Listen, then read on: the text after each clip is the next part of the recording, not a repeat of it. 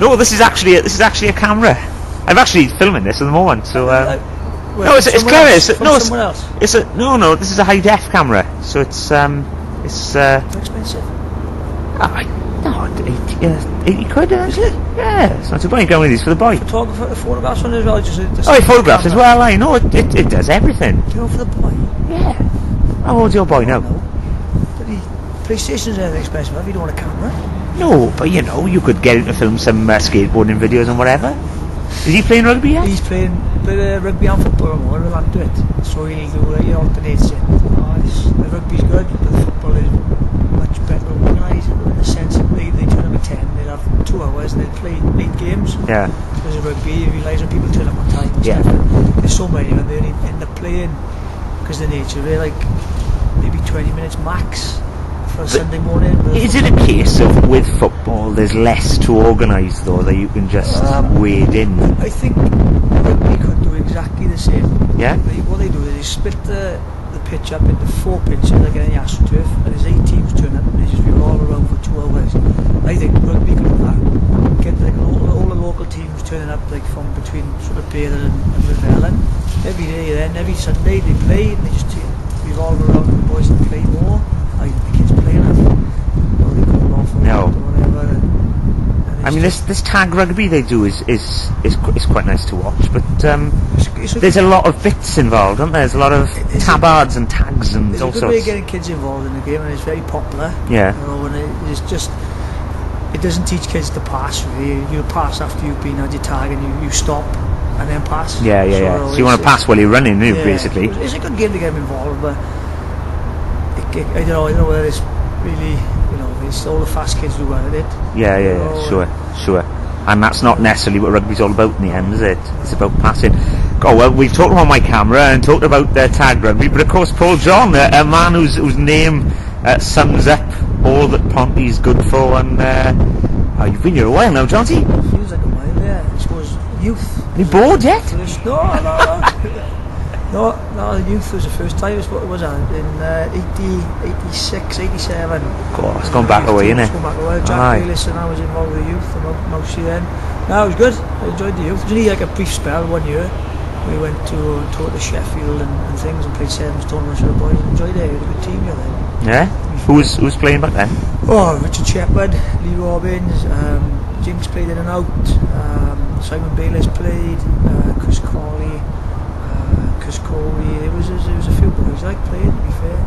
Boys were probably coaching, a lot of boys are coaching in mini rugby. Well, Simon Bayless is coaching the youth, isn't he? Chris Corley's coaching mini rugby as well, so So the family's still there?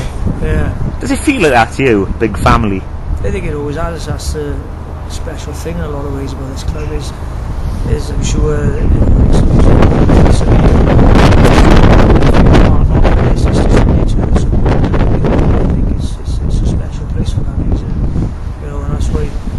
like myself and Dale have probably stayed around so long, it doesn't feel like a chore to do it, and even when we were playing and we went through a bit of trouble with players were leaving and stuff, it's just, you ask my wife and she'd tell me I'd spend more time here than anyone else, or more time thinking about this than everyone else, or whatever, and you black and white, you cut you open and stuff like that. It's true enough, isn't it? My boys out there now kicking, he loves coming up as well, so no, we still enjoyed it. It doesn't feel like a bind at all. I know some people know about going to training with their clubs or whatever. It doesn't feel like that, to be fair. And I think the players this year made it a part.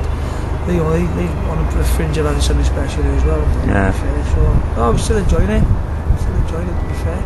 I was speaking to Langers and he said, well, we were trying to establish what it was that this club has that other clubs don't seem to have, this sort of spirit that engenders, but we couldn't put our finger on it. Are you any closer to that? No, I don't think I could actually put a finger on it, but it's just being around the place, and I think it's great that someone like Chief is still here, and the morals and everything he expects to just naturally happen to people, and that's the thing with it, and we think it's a special thing to be here. We don't take it for granted. The club is bigger than anybody else, and we all think that.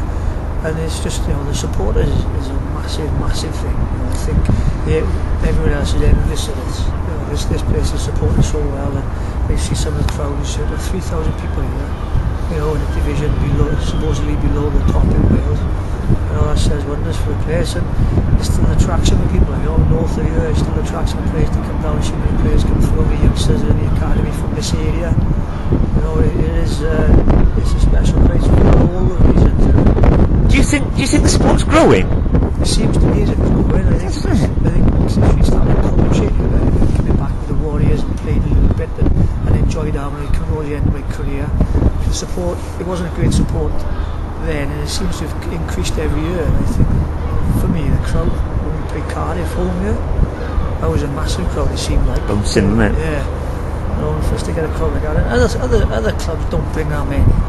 No. You know, when you see people like, you know, you see people like Neil Island coming down, you know, Phil John, Baz, people who have been around, still coming back. Stella's come back, you know. Well, Sweeney's here more than most, isn't he? Exactly. You know, Often here. I think we should, you know, do his interviews with Gareth Wyatt, because he'll have a good outlook on this, because he obviously spent some time away, and now he's come back playing. Well, yeah, I mean, I did an interview with Gareth, and he said the first time he came down here for the first game in pre-season, his missus said he wouldn't sleep in the night before. He was bouncing off all the walls, you know. Yeah. So it just goes to show you can go away, but you always come back.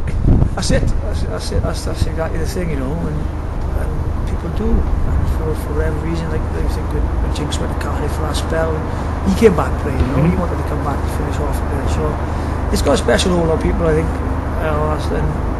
We can't put our finger on it. No. It's just somehow we just got to keep it going.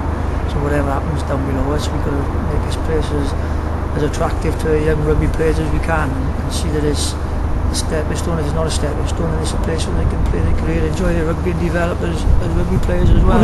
I mean, it's obviously some of this attractive. I mean, look at the talent we've attracted this season. Ed Siggery and Simon Humberston named but two names that Langers was talking about non-stop last time I interviewed him. Lewis Jones must be you must be really proud of these young scrum halves and everything, because Downsy has gone on to levels above. And yeah, I think Downsy just needs a break now, to be fair to him, because he's been knocking on the door, and poor bugger has an injury, you know, to knock him back. Yeah. He's 2 steps forward, 1 step back. Number one, he's a talented kid, and I think Reece just needs a run of luck with, you know, as far as the season injury free, he's been knocking big time on the door. Yeah. Not with the Blues, to be fair, and hopefully we'll play a part in that. If he's playing for us, if he's not playing for them. And Lewis Jones, to be fair to Lewis Jones, you know, he's a great year, you know, already. Yeah, well, the facilities last week, you know, for selection next week now against Ireland. We had a really good game against Italy away last week, and you know, he's a local boy from there, you know, went to a school Castelli with my kids at the moment, and you know, he's a kid that's worked hard in his game. He's a cheeky chappy scrum half. He can't be a pain in the backside.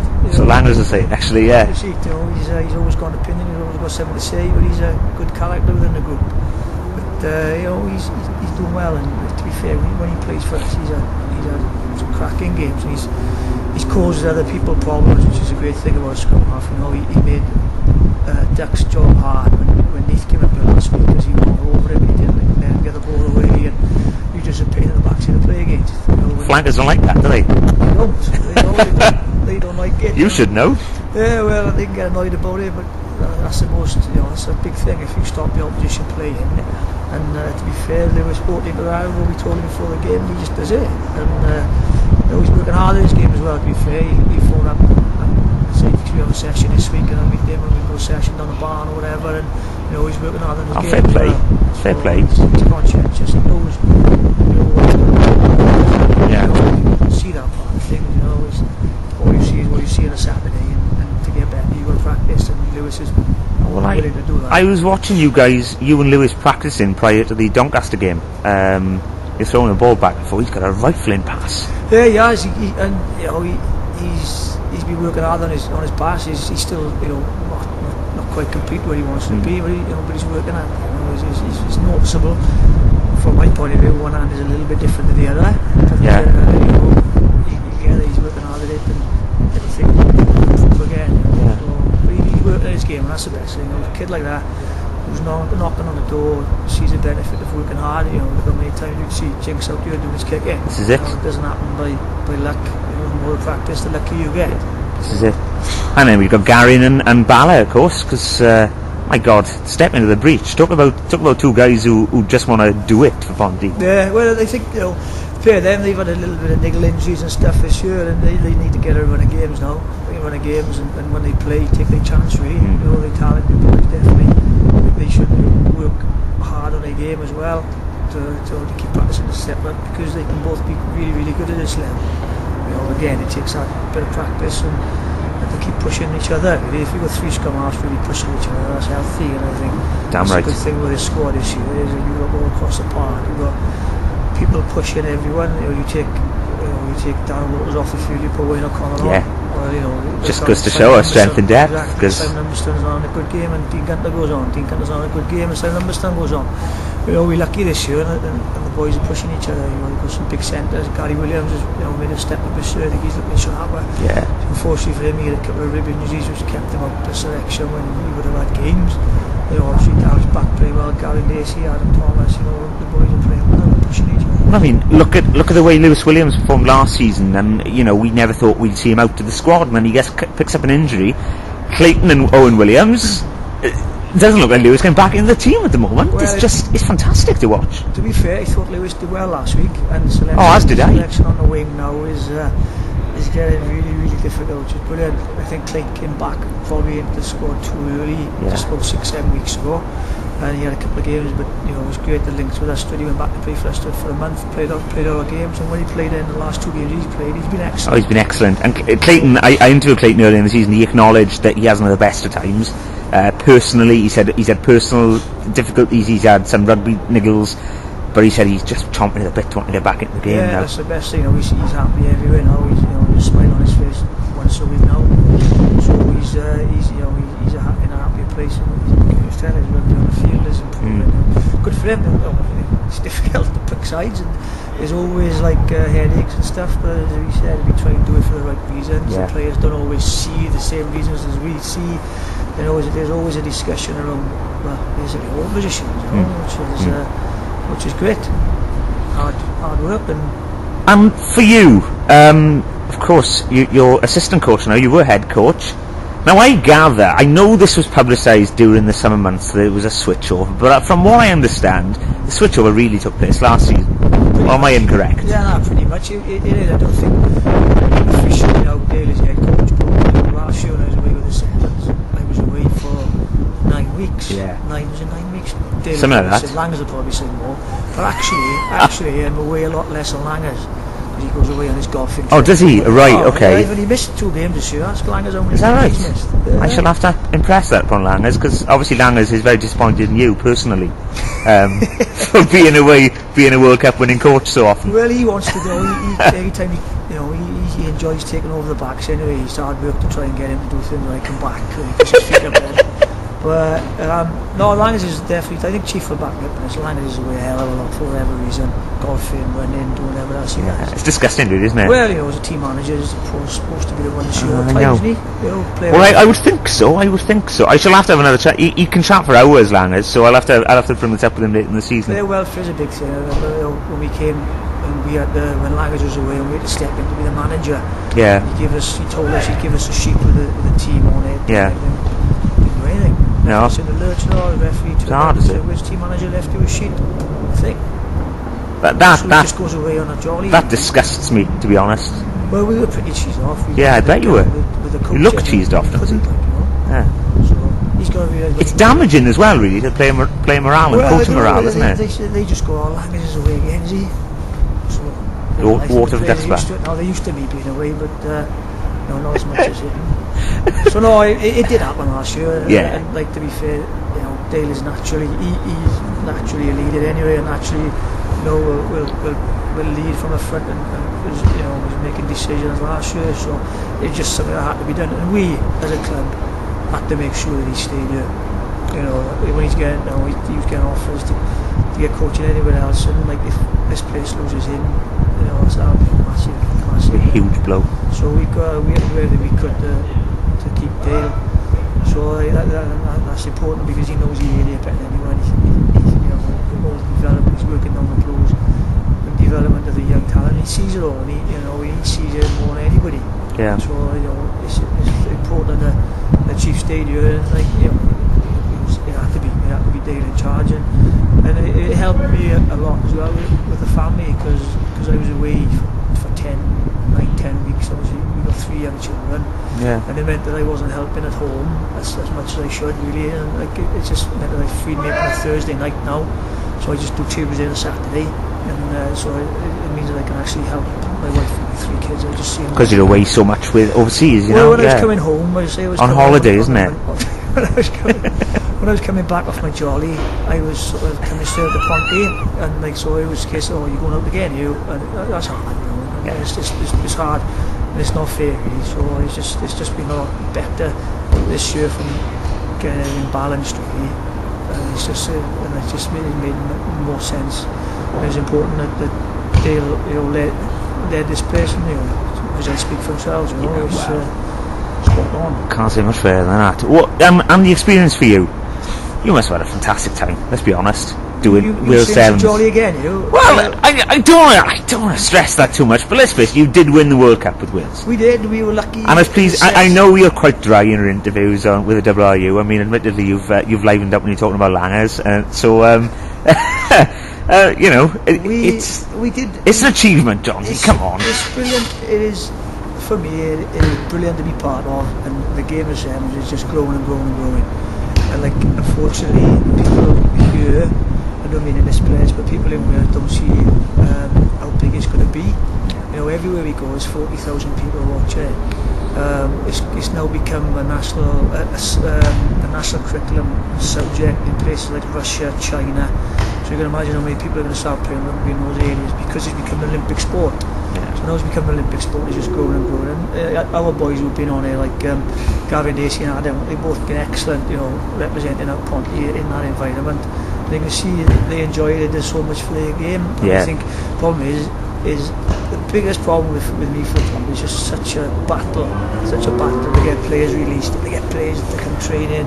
The players want to do it, but it's just the clubs obviously see they should be playing in Abercrombie or in whatever it is. They don't see the benefit of it, you know, unfortunately, because they're under pressure to do well for their club. So, of course they are. It's very difficult to impress upon people that it's not just a privilege, but it's a developmental. It's hurdles. You leap forward, leaps and bounds, playing all over the world with different people. It's a definite accelerator of players. You know, last year we had Justin Tipprick, and Justin Tipprick now is pushing Marty Holler for a 7 spot down the Ospreys. Tipprick is excellent, and he's had a season with us. Lloyd Williams had a season with us. Tom Isaacs has been in and out with us, and those boys are playing really well at regional level. Yeah. So, no, it is good, and I think, you know, hopefully we can change the thought of it. We've got to develop a game nationally from the bottom up. Yeah. And I think that's important. That's a battle, but hopefully we can do that, you know, in the next couple of years. But the club have been tremendously supportive of it. Dale and Langers and Bowley. We're lucky. Our 4 people involved in the decision making in our club are all level 3 coaches as well.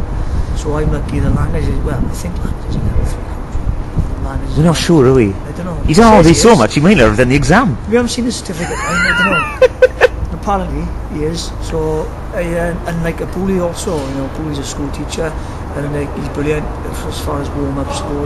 He knows rugby, understands rugby, and he's a level 2, level 3 coach as well. So he love you for that. He's brilliant so far as warm-ups go.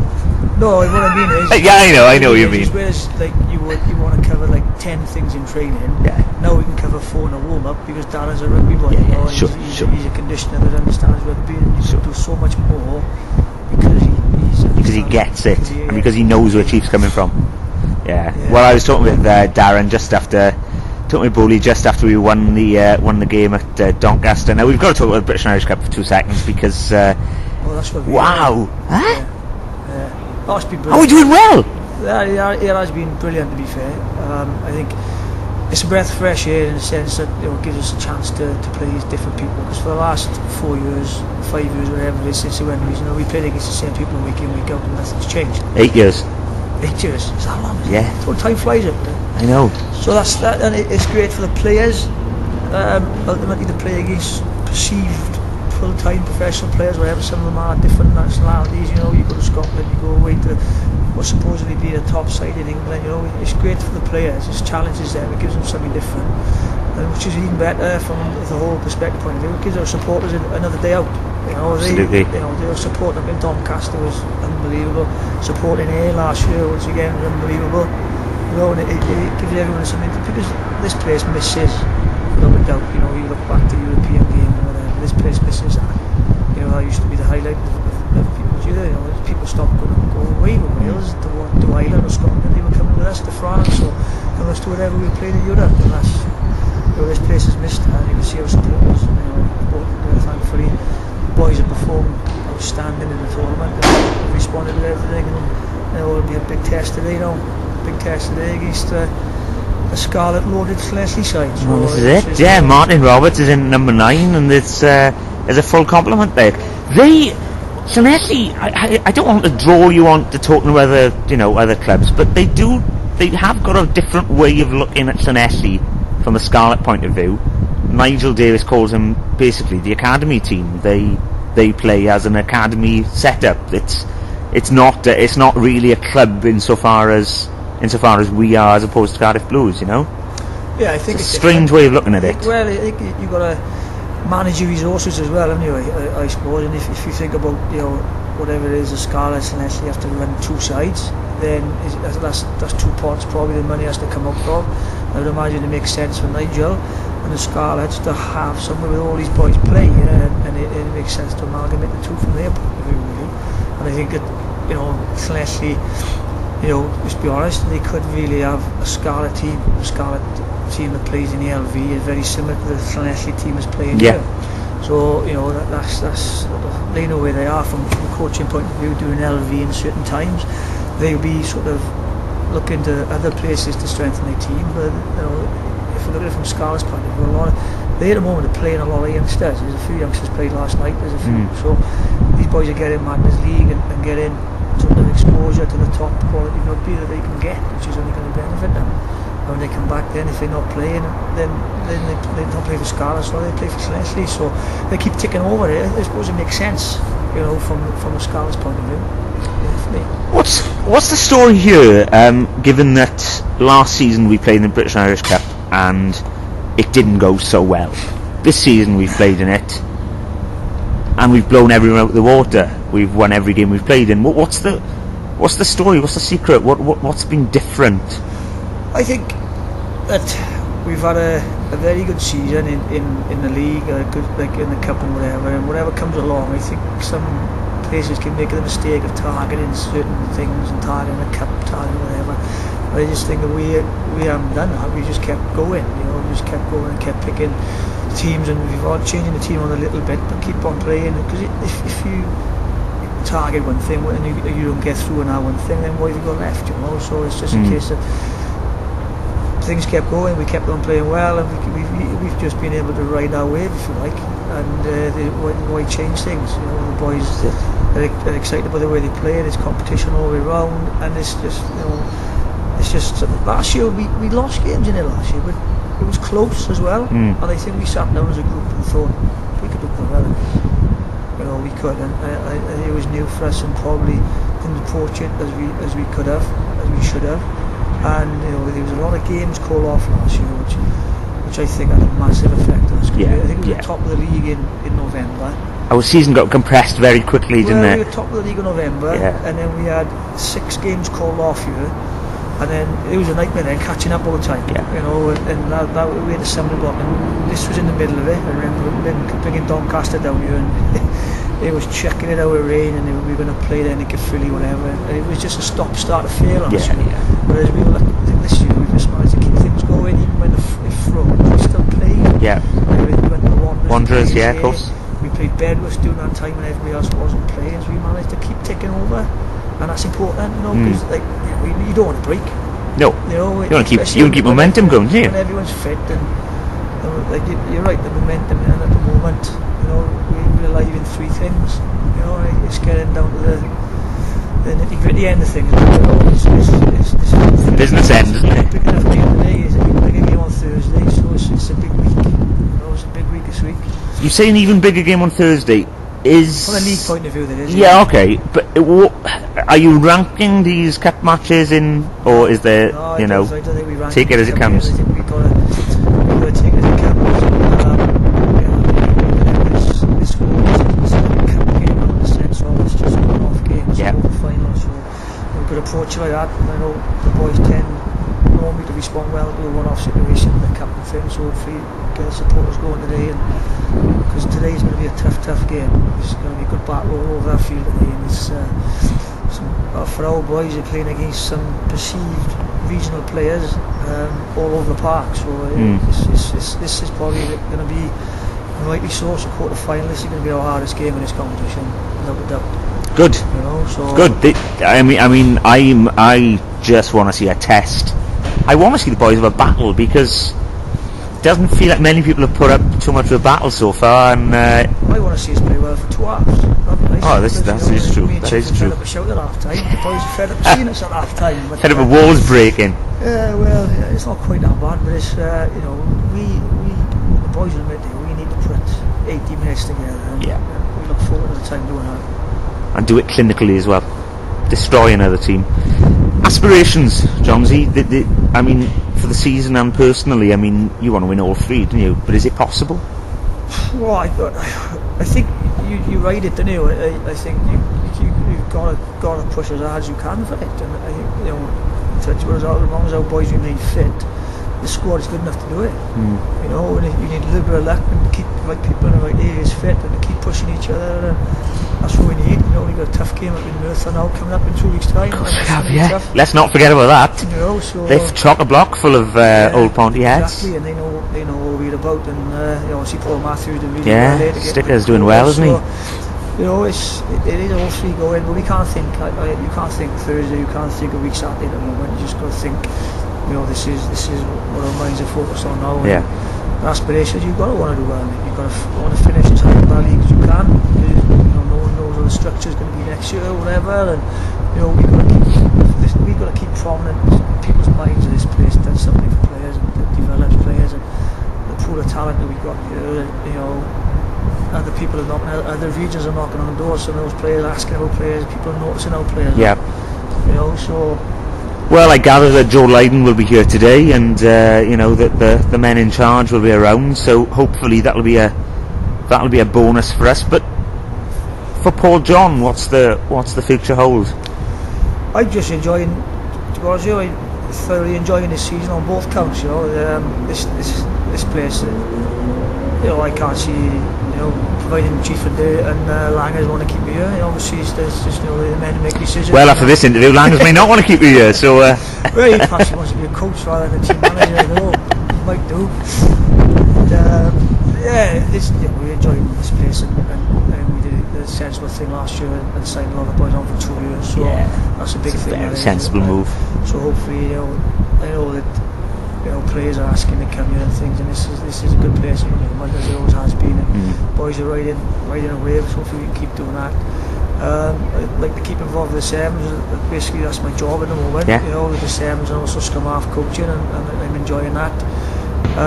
You know, that structure, we need to try and climb up the rankings as far as that's concerned, so it's full, my time is full, but that's the best way to be. You know, I made a decision to come out of teaching last September, and I don't regret that. No? At the moment, no. Happy man. Yeah. You'll miss a teacher's pension, no? Yeah, well, I haven't got a pension anyway. Oh, there we are then. There we are. Let's hope the rugby goes well then. Let's hope Langers will sack you. No, but no, it's see where it all goes, right? I remember when I was teaching, my headmistress asked me, what's your ambition? Do you want to be head of the department? Do you want to be this? So I just enjoy teaching. You know, when you become head of the department, you stop teaching, you stop being on the field with people, and you know, I'm on the field with the Sevens, you're on the field with the 50s at the moment, and it's busy, but it's good. You know, I enjoy watching my boy play on a Sunday, and it's, you know, I've got tremendous support off the family. You know, my wife's brilliant with looking after the 3 kids. I know Ray, my parents, and their parents are, but it's just, you know, everyone's, you know, there's a massive effort from everyone else as well. I suppose it helps your wife is an ingrained Ponty supporter as well. She's been there for a couple of years. She pops in at half time with the girls. She's doing that today now. I'm sure I've seen her here recently. But she said she's not you know, religiously watching. She can't. She's got to go after 2 young girls. Yeah, of course. Good point. They will come up. And I think she'd like to, because she did love coming up here, that from 92 to whatever it was to 2000 whatever. It was a regular Saturday. Before we had any children, remember. It was club, Cardiff, Kiwis, told us, wake up the next day and still have some money left in your pocket. Just don't have Brilliant. Well, hey, let's hope with three cup winning matches under our belts, you won't be putting your hands in your pockets much longer. That'll never happen. Oh, I don't know. The bar over there be bouncing if we win one of these. It's just fair. Ah, there we are. Fines is. And along with that, continue. You're going to be fined a plenty after this interview. Johnsy, diolch yn fawr iawn. Dim problem. Pob lwc heddiw. Diolch yn fawr. Amryn. Aye. There we are. Tidy. Fi'n 1 point yn ennill yn digon i fi. 1 point yn ennill yn digon i ti. Well, I'll leave people put that on Google Translate and I'll catch you later. Diolch yn fawr iawn. Thanks, Johnsy. Cheers.